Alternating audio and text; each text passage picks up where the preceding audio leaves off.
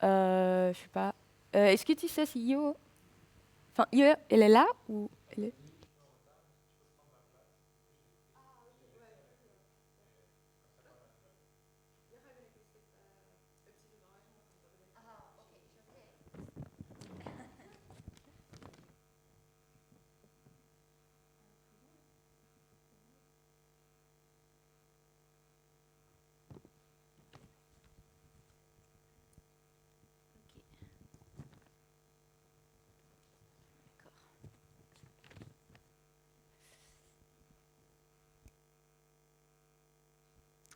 Bonsoir, bienvenue au Centre culturel suisse.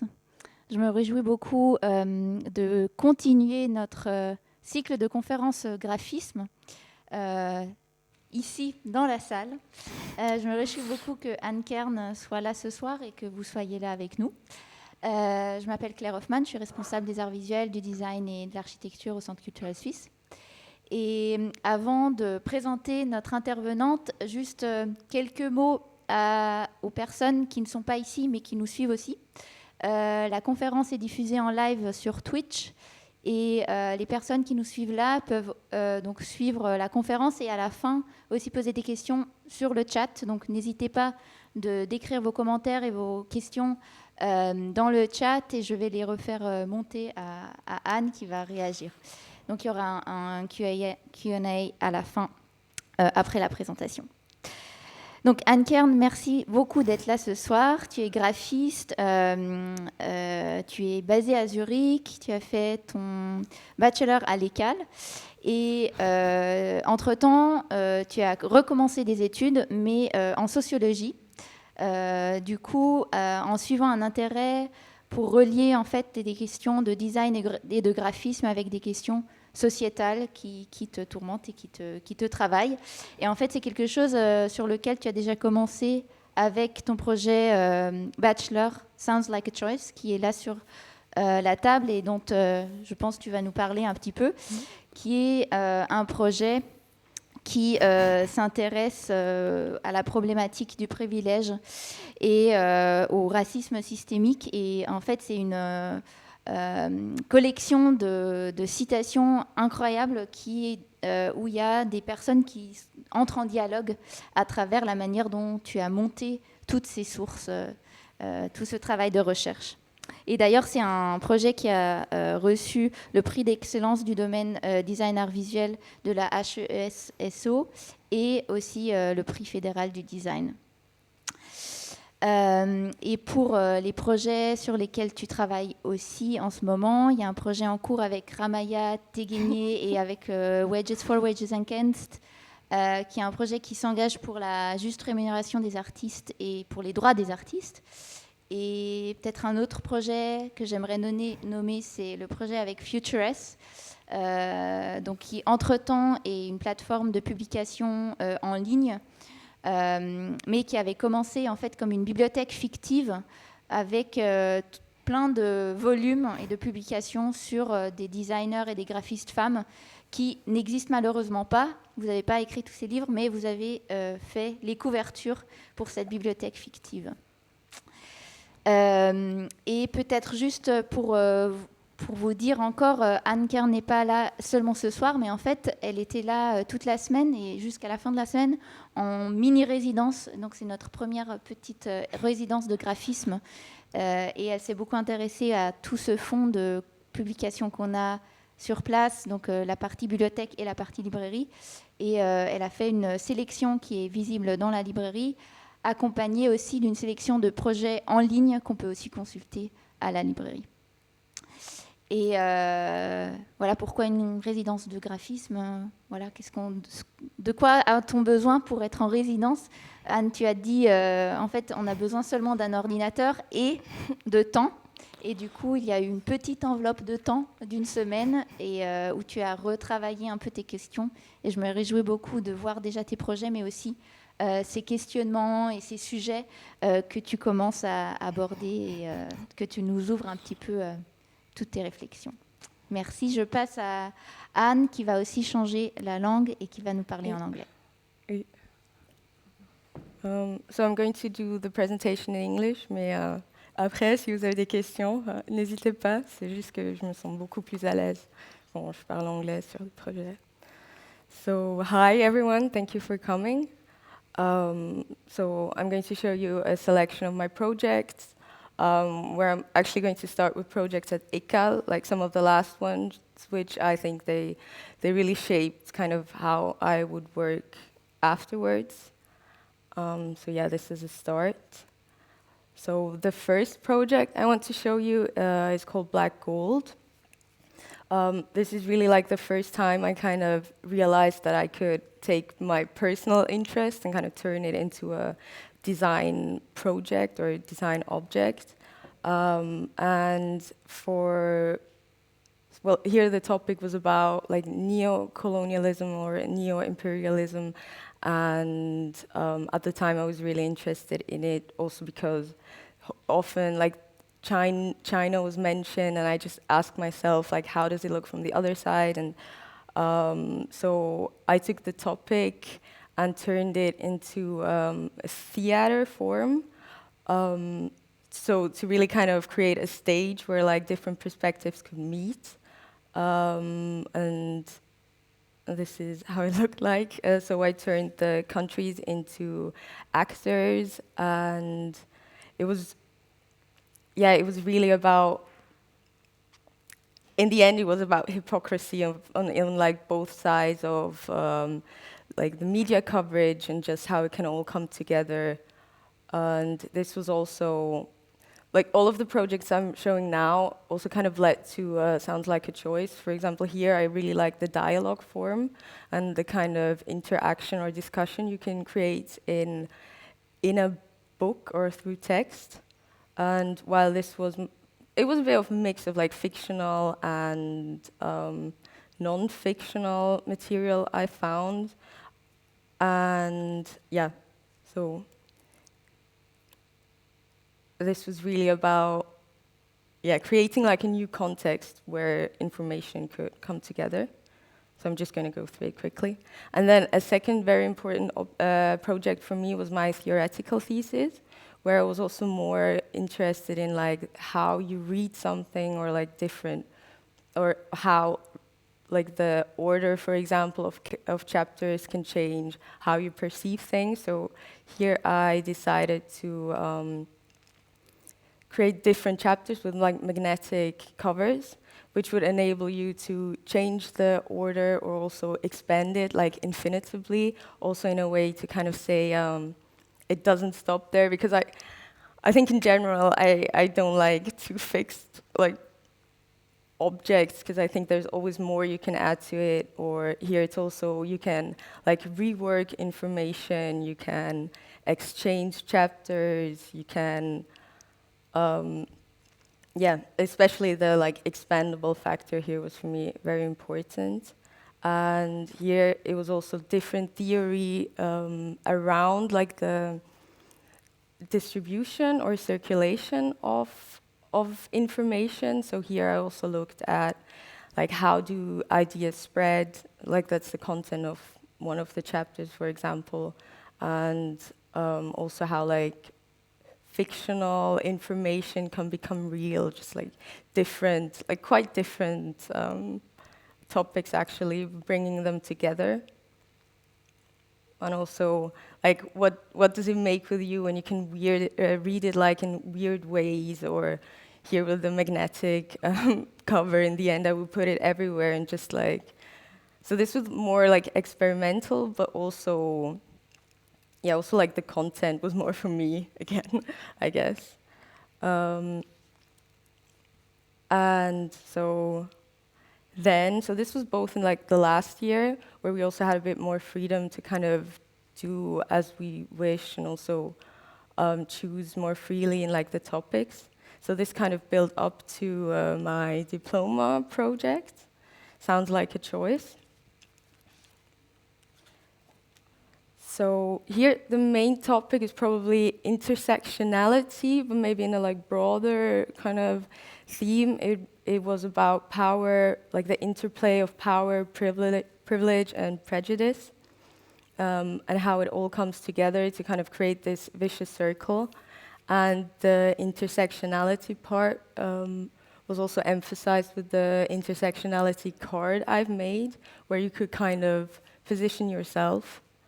And this was later used to, as you can see on top, you always see the like the people who, as Claire said before, like in the upper part, you have a dialogue from 40 people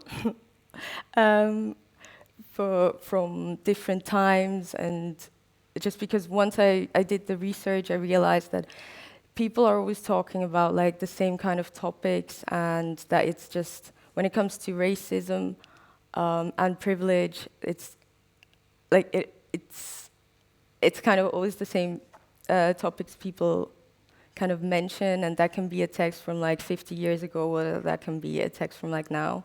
And once I realized this, it kind of felt absurd, so I wanted to mix it, that one can see that first of all, like the time isn't like a defining factor for change.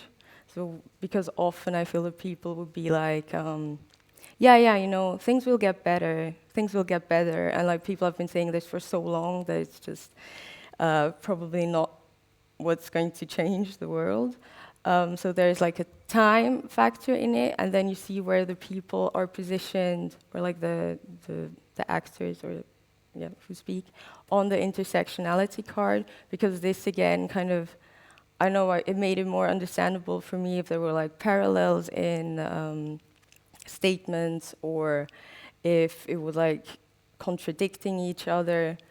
And so I chose this dialogue form also to kind of have the chance to include many different voices, also to emphasize that it's not just, because often when you talk about these topics, it feels like sometimes there's also a bit this habit to say, yeah, but this just happened to you, or, you know, this is like a single occurrence, when actually it's not, and people have been like screaming about it and like talking about it. So I just wanted to kind of gather all these different voices. Also because there's not a one-fits-all when it comes to racism, especially, you know, when it comes to intersectionality, as that's kind of the point of it.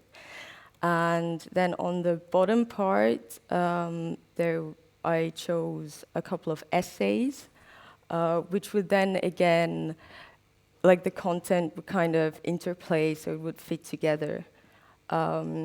This was also very influenced by the theater that I did in the beginning. So I also had like so I really also wanted to kind of have this sort of discussion in the book, but in different levels. So you have just like the dialogues, but then some of the statements would link you to a totally different page, so you could like jump back and forth. So you'd have like this kind of discussion, and the links could be either if it's like similarities in statements, or if it's contradicting statements. So like I chose quite freely like why I would link different statements.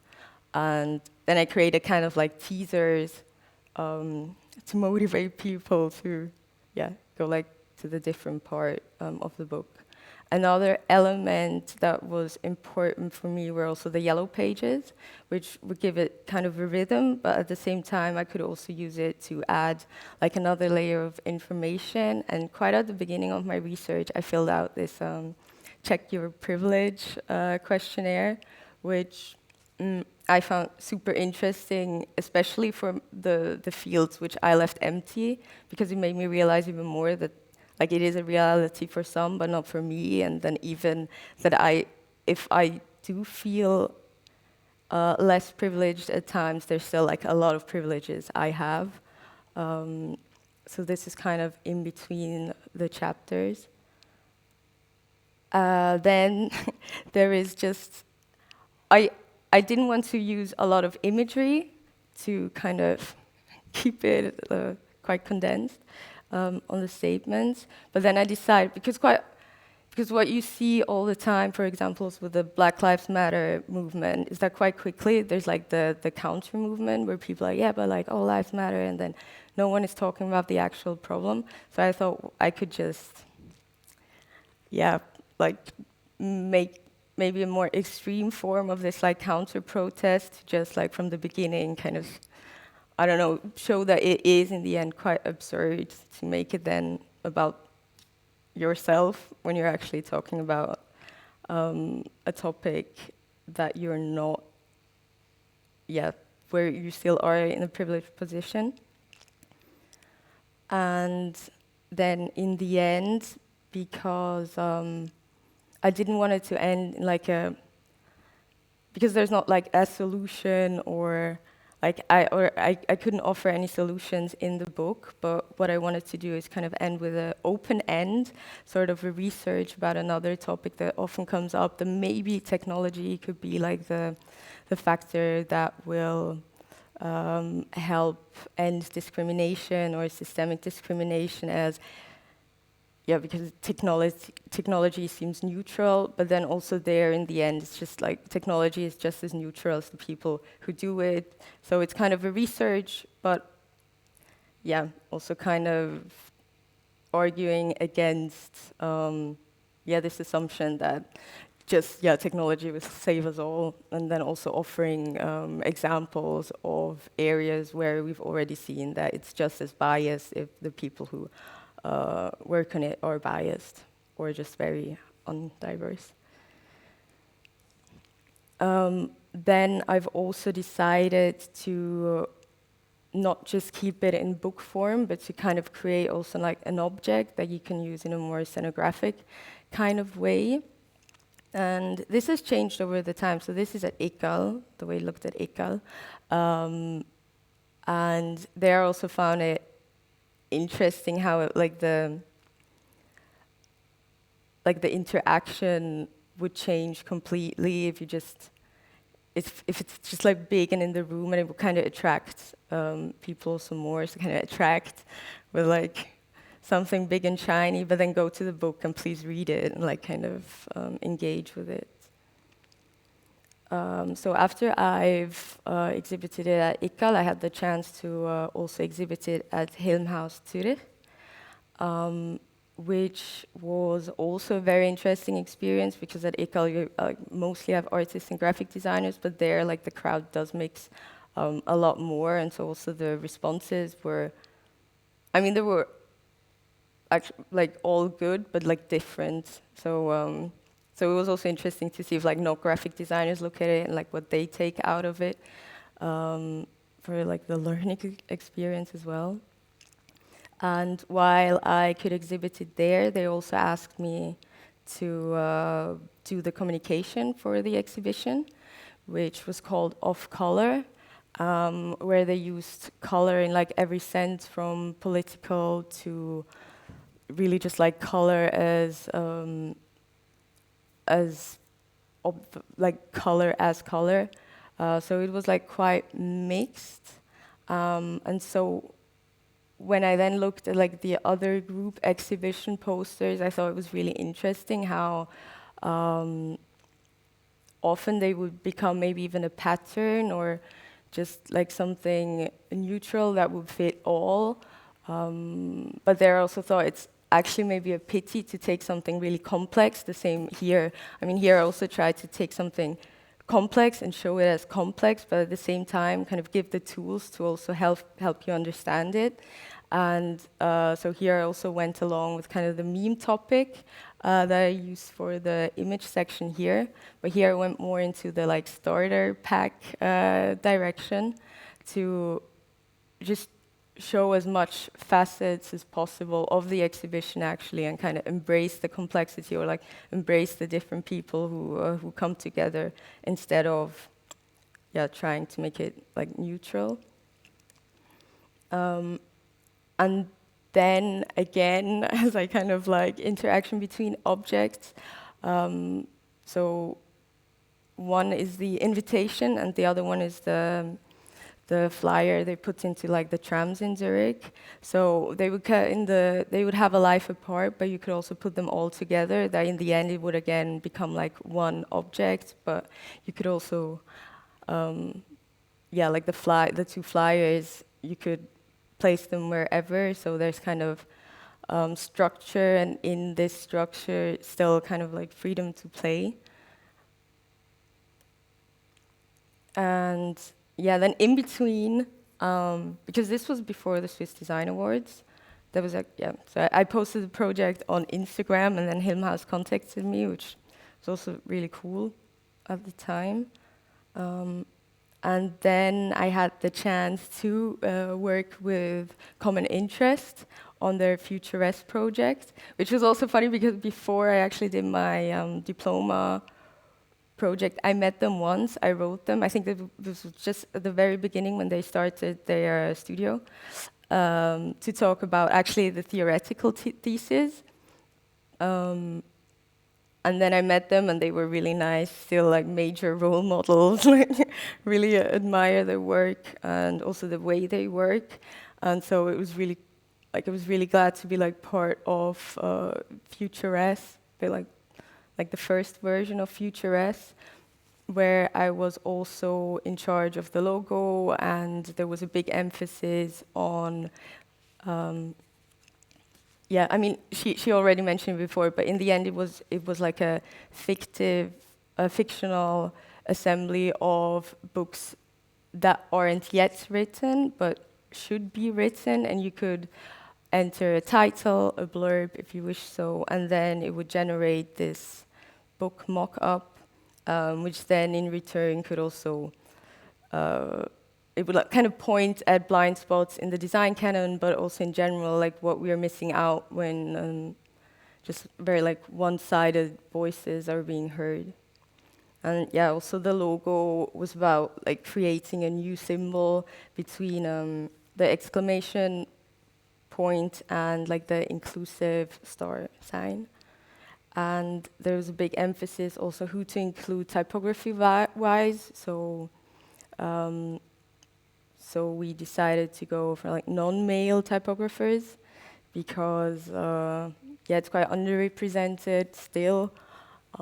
Yeah, just so it could be like showcasing oneself topics that are being missed out on or which are being ignored, and at the same time also showcasing graphic designers or typographers which are underrepresented. After this, I was asked, so this happened after the Hilmhaus exhibition, and it was exactly one of these cases where then I would come to a project which wasn't initiated by graphic designers, because otherwise quite often it was. And here I really liked the fact that graphic design wasn't it wasn't as important, so I thought like, yay, so I'm definitely not going to do print. Right? And in general, I really like the idea of gamification to kind of convey information or kind of breaking the ice or create interaction. So I decided to do a Jenga, which would then be exhibited at Stadelhofen in Zurich, which is a train station, which is quite central.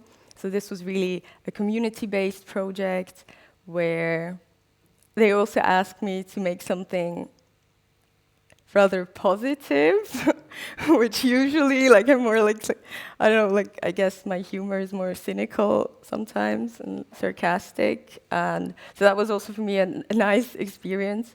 So on this Jengas in like 3 different languages, you'd have questions, you would have to ask each other. So it was in German, English, and Spanish.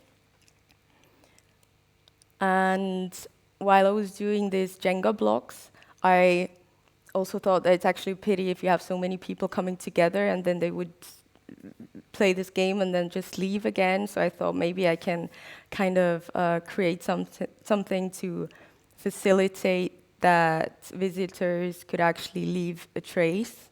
So I made this quick like stationery paper and a set of stamps, but I also offered pencils to not. Yeah, because I mean, I made some stamps, but that's just like from my part, and I don't want, if anyone wants to add something, like I wanted to give this possibility.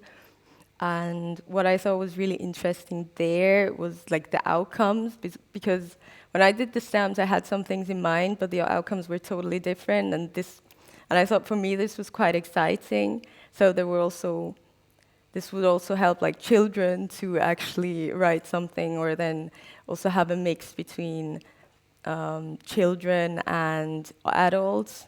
For example, here, I guess like Natur und Mensch, which is nature and human, looks quite adult, and then the rest by a child. I mean, I love this drawing. I think it's really nice, and I would have never thought, yeah, it's just like an unexpected outcome, which then in return also makes it a lot more interesting for me.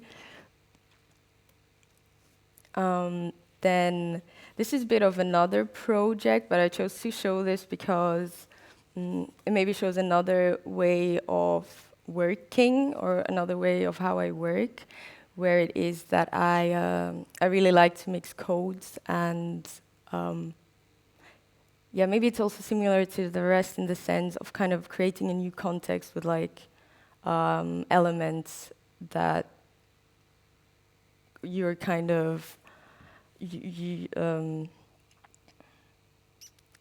yeah, just like elements from all day life, or things you know from when you're young. In this case, me. This is I don't know if you know the like magic eye, because for me this is like a major childhood experience. And the thing about the exhibition Heimat at Wall Street Support, very nice. Look at it. It's an art space in Fribourg.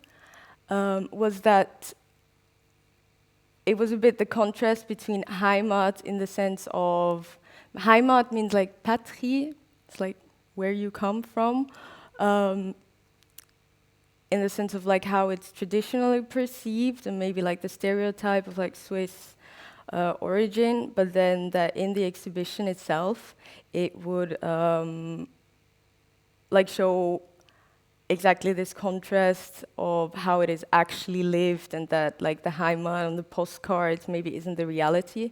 And so I chose to do something in the style of like the magic eye, to kind of have these two layers, and so that you'd have something that you see right away, but then like on a second kind of second look, you'd see what there's actually behind. So here, for example, it was the contrast between like the traditional carnival masks and like a baklava. And so if you look at it, you should actually, I don't know, maybe I can show it again in the end, because, so yeah, you can, I'm also not sure if you can see it there, but it's kind of how you focus your eyes and how you look at it, and then you see the 3D form appear. And there, I mean, I might have miscalculated it a bit, because my eyes in the end were like super trained. Like I can look at it and I see the form, and I can switch in and out of it like without any problem. Here, Edelweiss, like this traditional flower and a wheat leaf. But at the beginning, the others haven't really seen it, and then I was in the position of like, no, I swear, when you look at it, there's something there. Like, I'm not lying. And so that was a bit. But then at another point, when I showed it to some people, others also seen it, and I think if it's printed, it's also like a lot easier to actually see it. But that at some point, it stressed me out like a lot, because I was like, ugh. Because then it's just a pattern, which is also okay, but if I'm the only one who sees it, then it's a problem. So, but yeah. So this was maybe more, a bit experimental, just like, just really had fun also kind of creating these two aspects to it. This is more an announcement. So like one of the most recent projects was for Wages Against. And here it's probably now printed, hopefully the cover as well. And there's going to be a vernissage in Paris and one in Geneva, so this is more like if you're around, like go have a look. It's from the Wages Against collective, which is for the fair remuneration of artists, and definitely recommend to read it. well, yeah, so the next, so this is more like how I work, and for this talk I also decided to talk about my toxic relationship to graphic design, because I think quite often what you see are like this perfect graphic design assemblage, like Instagram pages, and everything looks so nice, and you go to vernissages, and it's like all fun and games, which, like, the longer, like, the less is the case for me. Like, I get super freaked out, and it gives me anxiety and everything. And so maybe the next slide is a bit weird, but I've started as I am mostly crying in front of the laptop, which in itself is already probably a problem. I at some point started to make like a picture of me when I'm crying, just to remind myself that, like, don't get yourself again into these situations. But then usually I just see the last picture when I'm again crying in front of the laptop and making a new picture, and then so now I decided to just talk about it. I don't know, maybe from this part is probably also a lot for myself to yeah, get over it. And then at some point I made a video and I captured like the exact moment where I'm like losing it. I decided just to show my eyes because I look really horrible and like super tired, and so yeah, I decided to. Because then I also say to people I'm stressed, and they're like, no, it's gonna be fine. But I'm like,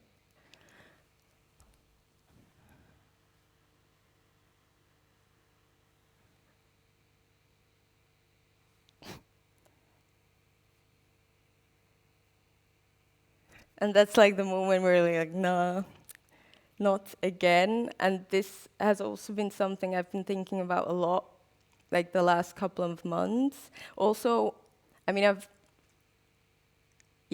also started university now, so I guess like this half year I've overdone it like massively, like really bad time management and everything. But it also really got me questioning, like, why am I so stressed? Like, what is it? Because then there's also the other side. I'm gonna come back to this, but then there's the other side where I do graphic design with zero pressure, or just like design in general, and I like love it. Like, I love just like experimenting and things, and like doing, I know, just like for my own interest, like experiment with face filters. Here I'm strangling myself, probably also one of the worst moments when I was working. Or just, I don't know, experiment with different cameras and all sorts of things. This is also in my atelier space I used to have. So it was more about also like just having fun with my friends, and also friends from like different kind of design paths. So also love like interaction design, product designers. So this is like really the nice part of it. Or then I got into like doing rings really quickly, and then like for 2 weeks I was like obsessed with doing like silver rings. And everything, like, I loved it, or testing, like, color, like, just really having fun with it, like, doing, like, so, yeah, me and my roommate, we used to, send out this postcards, and I know it's not, like, perfect design, but, like, I love doing it, and there's, like, so much fun in it for me.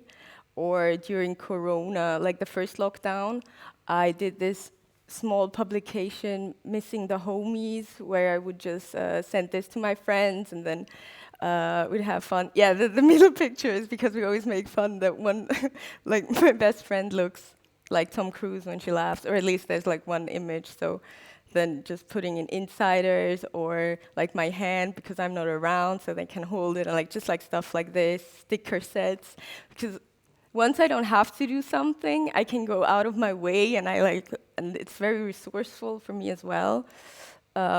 So at some point, I realized that it's not InDesign I hate, or like design as such.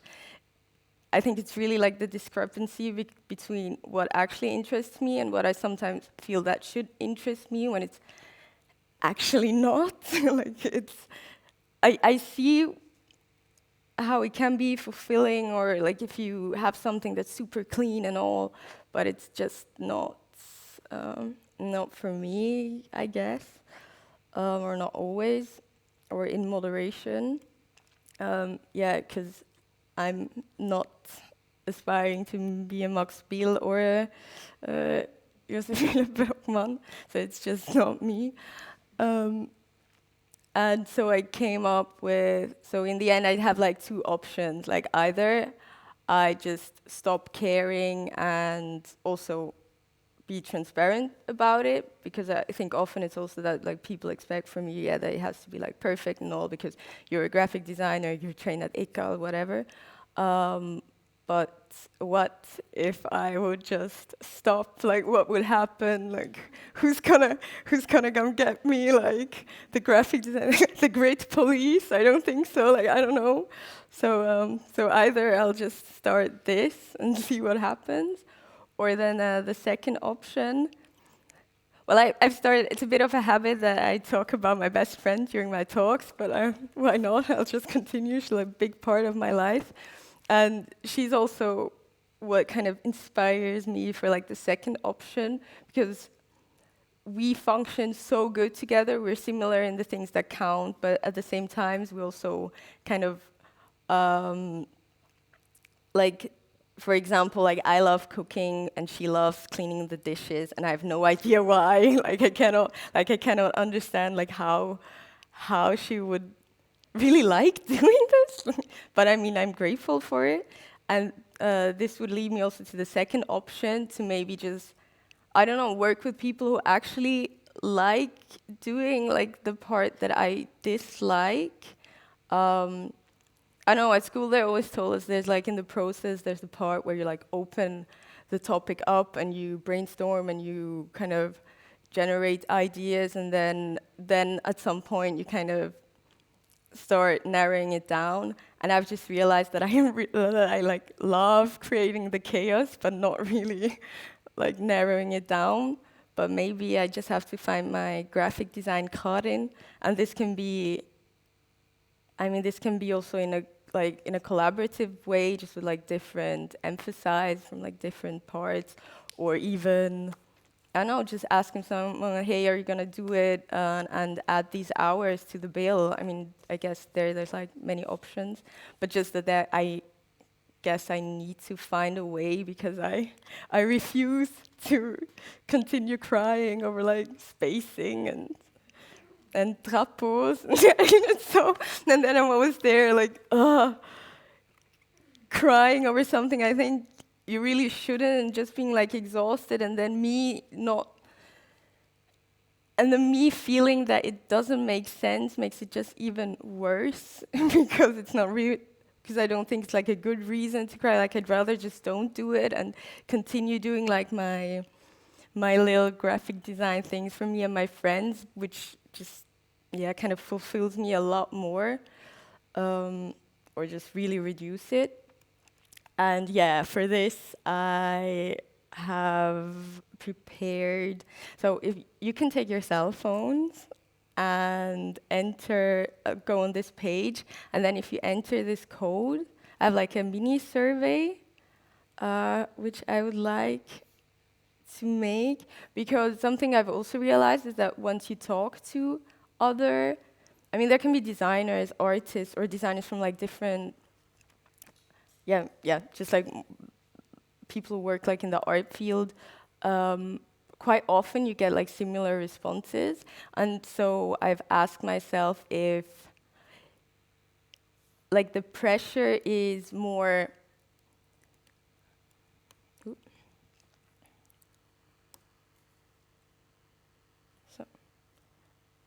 Okay. So what I've asked myself here, firstly in general, if others feel the same, also kind of the, not alone. Okay, until now quite.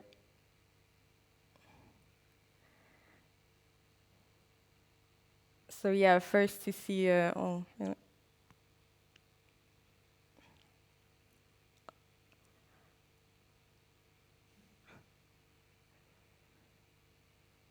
okay, I don't know if I should, yeah. I'll leave it on a bit more. I don't know, Twitch, if people are gonna, I don't know.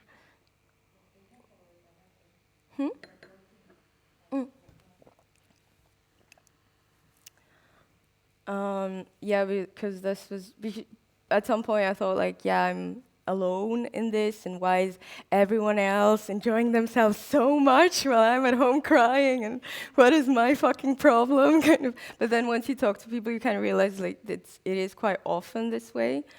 Yeah, I think I go to the second question then,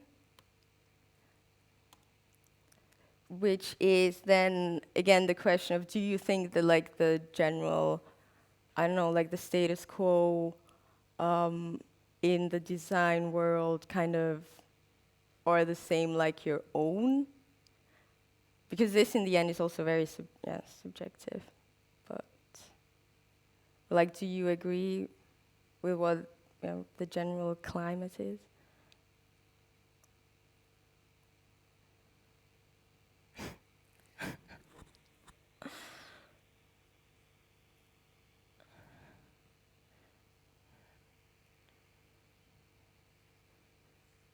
Yeah, interesting. Because this is also something I've asked myself. Is it just that, because what I feel there quite often is peer pressure, because I know that other people look at it differently if you're not maybe a trained designer. And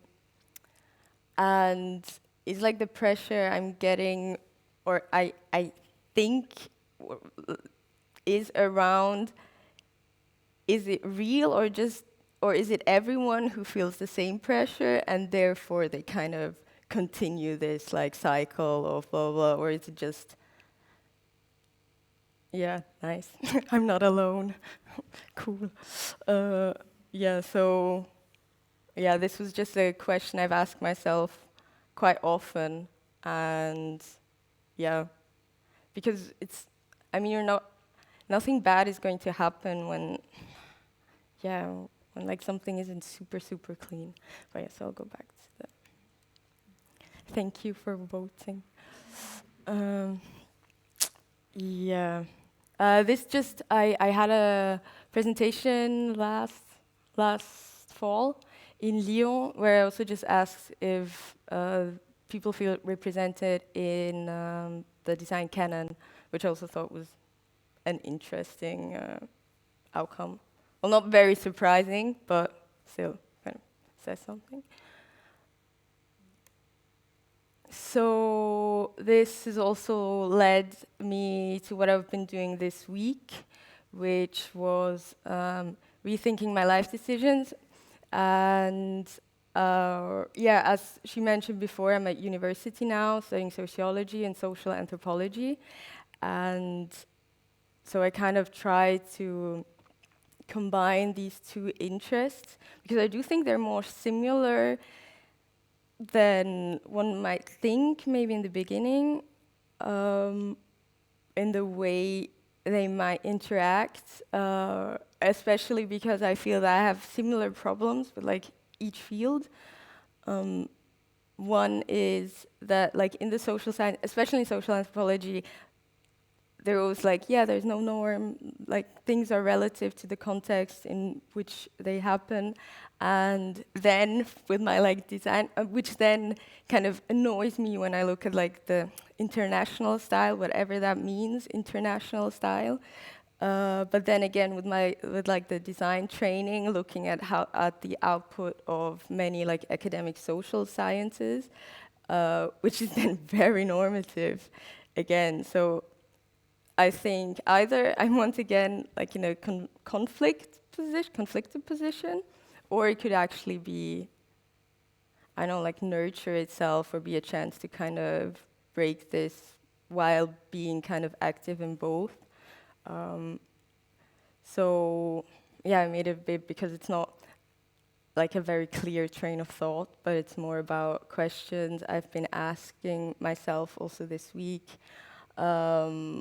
Also about like many political implications from like social sciences, but also like in the design world, like how do you represent people or society, and but then also thinking about, because I think quite often like the science bubble and the art bubble, they stay separated from each other in a way, but they both talk about or feed each other maybe from like society, but then like the broad part of society doesn't really get involved, or it doesn't really get there, because it's kind of, I think there is a lot of like elitism also in the both. I mean, it's also with, today I also had to think a lot about these books like blah blah blah for dummies, which, I don't know, I think it's actually quite absurd. Like probably more like academic papers should be like, no, for people with spare time. Like, I don't know, it's just, because then in the end, having the time to really engage with these kind of texts, and so it's just so time intensive. So I think there's like a big décalage there. So this is what I've been mostly doing this week, reading a lot, thinking about how to put these two together, also with, because what I don't know, I think in graphic design, or at least how I've perceived it, there's always this like cool area where it's like the cultural sector, as if like the rest wasn't cultural. Like, and then there's the commercial sector, and I think, but there's also a lot to learn from there, like how, I mean, I think a lot of things should become mainstream when they're like important things, and so I also talked to people about like advertising and marketing, and how innovation gets kind of spread, and like how do you create the need, or that people like want to engage. So this is what I've been doing this week, and and also setting up the desktop to also kind of show other work, because I'm super grateful to be here, but I think there's like a lot other things, and I've been invited quite often now, or at least it feels that way. But there's like a ton of other interesting projects, which I will then compile also in a list and obviously give to the center. But you can also write me if you want like an overview of the project I've been presenting here. Oh, yeah. And so, you can write me either if you are an exhausted designer and you just want to talk about anything else in design, or about like the problems, or maybe it's also, or just talking about that you can be exhausted even if you work in the field you're passionate about, or if you want to be my counterpart and do these things I don't really like doing, or if you want to be added to the mailing list and receive some very not design well, it is design, but like not the very not international design, not Swiss international design postcards. Maybe we'll come by email. Just like if it's Paris, it's probably different. But that's from my part. And if you have questions, please ask. And I've gone through the project quite quickly, but like if you want to know anything more, let me know.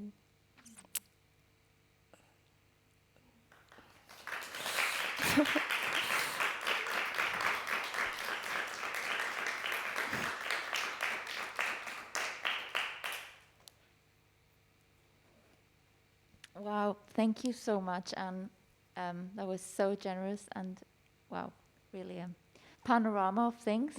I'm looking into the audience. Are there questions that would you want to react, comment, share your experiences, or just want to write an email? No pressure.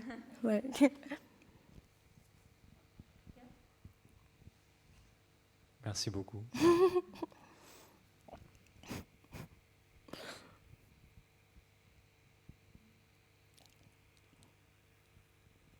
We can also talk later. Exactly, maybe.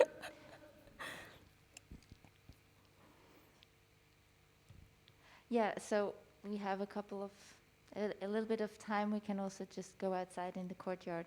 And you can look through the book. Sounds like a choice. I think I also have a copy of Off Color, and talk directly to Anne. Thank you so much for coming. Thank you, Anne, and have a nice evening. Merci. Thank you.